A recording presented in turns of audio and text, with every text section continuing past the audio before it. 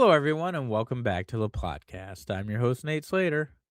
And I'm Chris Sandberg, and today we're going to be discussing our theories on Spider Man Brand New Day.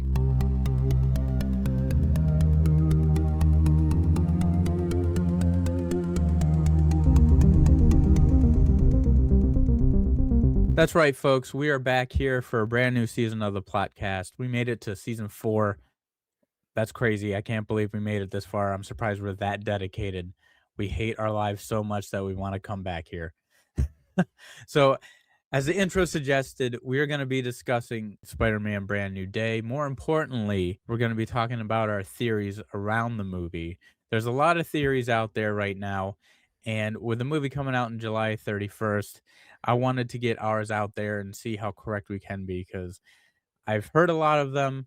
I think people have some parts of it correct, but I think this is going to be more closely tied to the Spider Man animated series with a little bit of a twist. So, Chris, I know you want to kind of go over the trailer just a little bit to give some Sure. people some Yeah, I'll context. give a quick rundown on what we saw. Um, so, as brief as the trailer was, we have obviously Spider Man. There seems to be something going on with his powers, whether he's losing them, that there's some kind of change going on.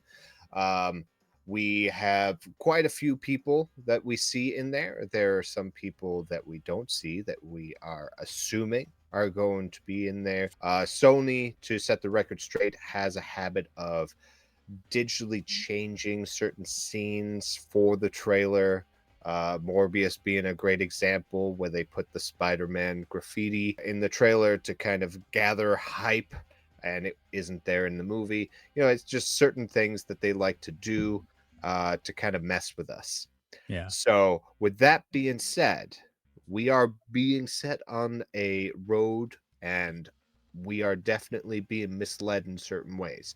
So, to weave our way through the BS, let's try to break this down.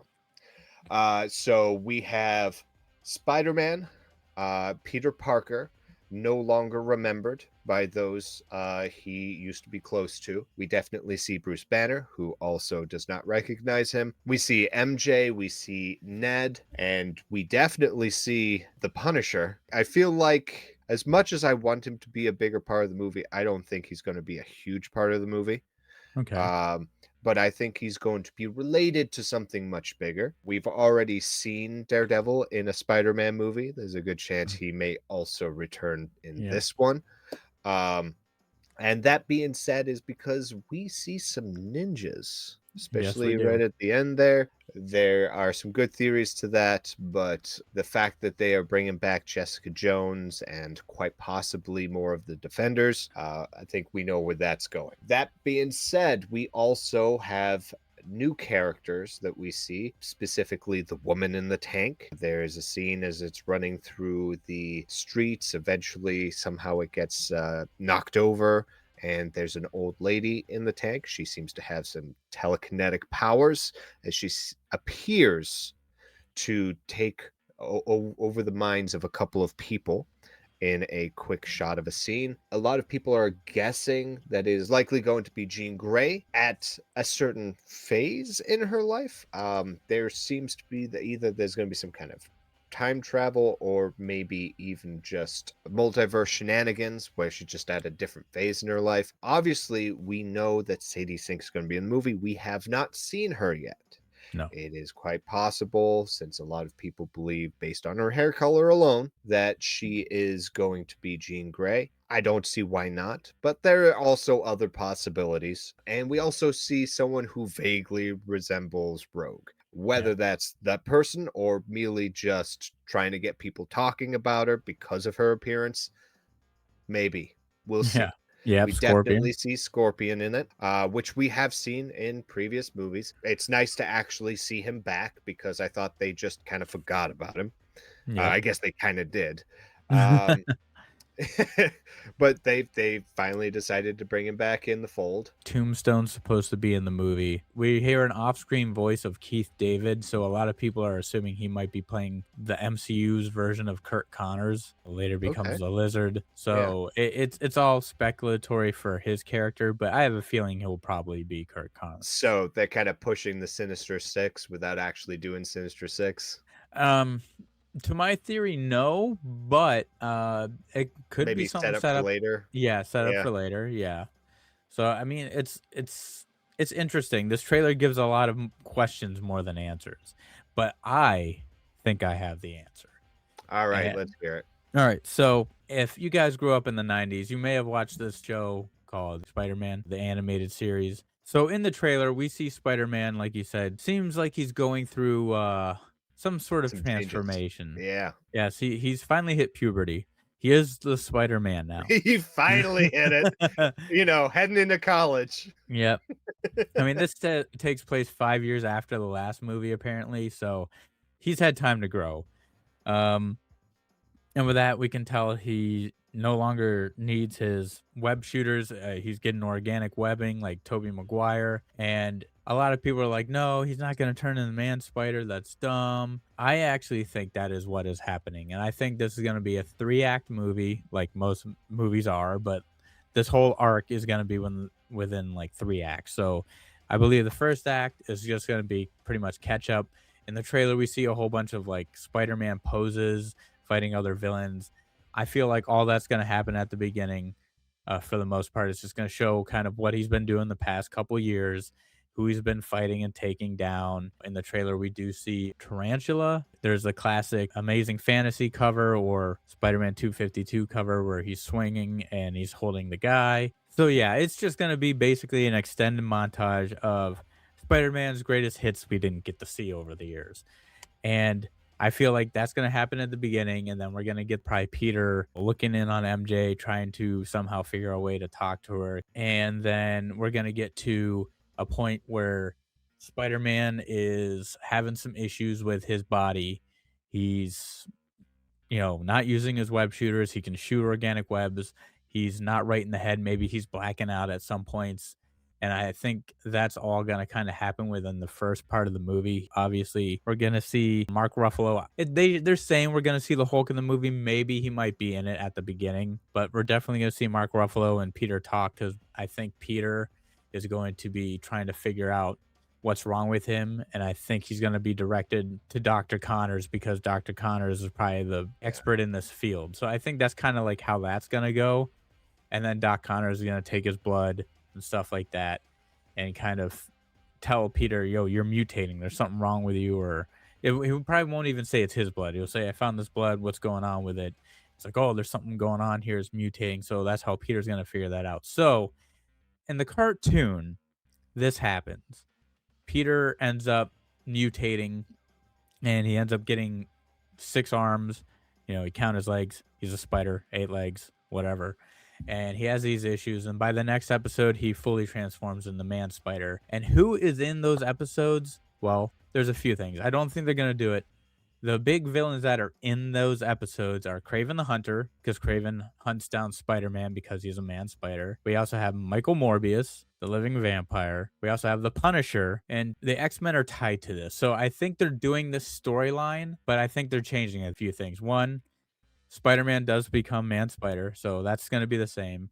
Dr. Kurt Connors is going to play his part in identifying that he's mutating and needs to find a cure. And Morbius's character, I think, is going to be replaced by Tombstone. He's going to be more of a lower level threat throughout the narrative. And I think Tombstone's going to be tying into maybe the Hand. It's all going to be resolved, the Man Spider thing, by like the beginning of the third act. Spider Man's going to be back to normal and he's going to team up, I'm going to assume, with a few people, but I'll get into that.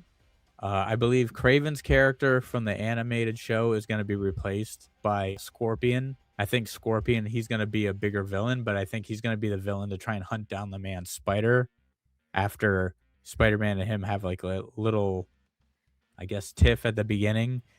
and he's going to be reused to help hunt down Spider-Man because Spider's greatest enemy is a scorpion. But I think Sadie Sink is going to be playing Jean Grey, and she's going to be using her telepathic powers maybe to calm the Beast and Peter, because she can psychically talk to him and stuff like that. And maybe Mark Ruffalo is going to have help to kind of maybe hold him down or subdue him, so that way Connors and all them can get Peter back to normal.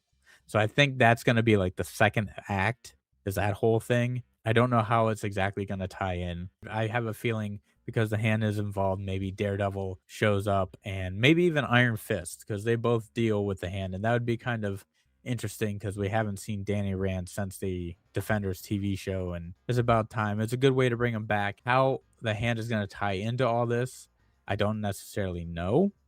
That's the big mystery, but they are there in the trailer. But then again, that whole scene there could be a part of that beginning montage too. And who's to say that Daredevil's not a part of that montage at the beginning? And Tombstone, like I said, I'm still not sure how he's gonna fit in this whole thing. Maybe he'll deal more with the low level thing, maybe with Punisher at the beginning in the tank. That's probably where that's coming from. That's my guess. But I feel like the main meat and potatoes of this is going to be Man Spider and how do we get Peter back to normal. And I feel by the end of this, he's going to be back to normal. They're going to set up the next movie, which will be Doomsday. And I have a feeling the big cliffhanger by the end of this, Peter always has a dilemma and he always goes from one dilemma to another. This one is trying to get people to recognize him or find the friendships that he's lost, make new ones, and obviously his health. But the dilemma that they're setting up, I believe in like the end credit scene will I have a feeling there'll be two end credit scenes. One, which is going to be a doomsday thing, and two is going to lead into the symbiote venom. I feel like that would be the next major setup to Yeah. set for him because in the animated series, it happened in reverse. Peter got the venom suit, got rid of the Venom suit, became Spider-Man again, and then he ended up mutating into Man Spider. But I think they're going to do it in reverse. I think this movie is 100% going to be Man Spider, and we're going to have what I said. These characters kind of be flip-flopped from the animated show just to make sense within this universe. Now, I could be wrong with Sadie Sink. For all we know, she could be playing Black Cat. No, maybe they dye her hair for this movie. I don't know. I don't think so. I think they showed her as like someone helping the Punisher or whatever, but I don't know. She could be a nobody, she could be a somebody, but I definitely think mutants will be involved in this.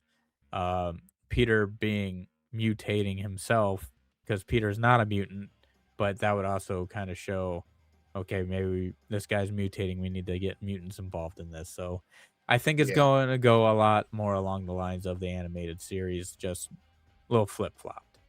What do you think about my theory? Am I full of crap? What are the plot holes you think I might have in this? Because I know there's some that's because we don't have All the pieces. all the pieces, but I feel like my theory is pretty sound. Yeah, I mean, if they're going specifically off of that, but the problem with going off of a TV show, even if they are 100% like, hey, we're going to do this, they may want to try to reinvent it. So there may be key factors that you think are 100% necessary for it to tell the story, where they just decide to completely change those key Yeah. factors. I don't know. I when I started, I was 100% on this. Now, like I'm thinking because of the whole misdirects, he could not be Man Spider for all I know, but I think that's where they're going. Well, if you're right, you're going to be sought after as, the soothsayer of the Marvel universe. I'm weaving the web as we speak. Yep.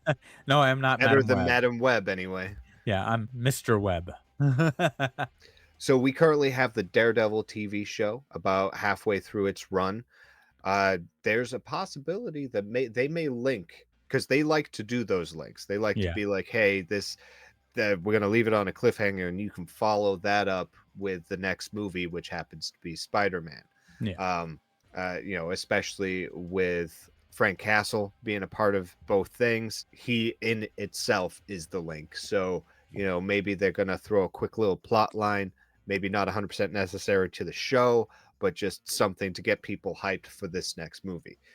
So we may see Daredevil kind of leaning towards or even alluding to something Spider-Man related towards the end of this show. True. Um, and it's going to lead right into it. They're close enough in release that it's very doable.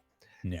They don't typically do that because they don't like to force people to watch the shows in order to understand the movies, because they want people to enjoy the movies without, because a lot of people see it as homework. Yes.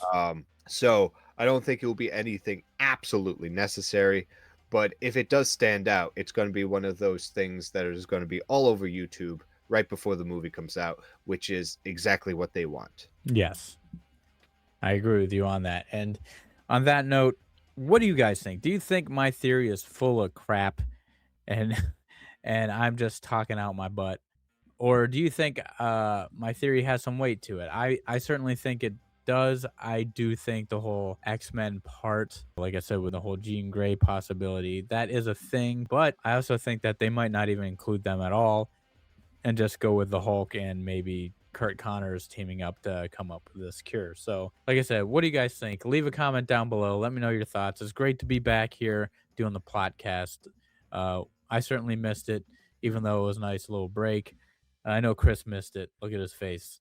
Oh yeah, I lived So this. he sure does. And if you guys do, be sure to like and subscribe if you haven't already to keep up to date on all things Plot Hole Productions. Once again, I'm your host, Nate Slater, And I'm Chris Sambrook, and we'll see you in the in void. the void.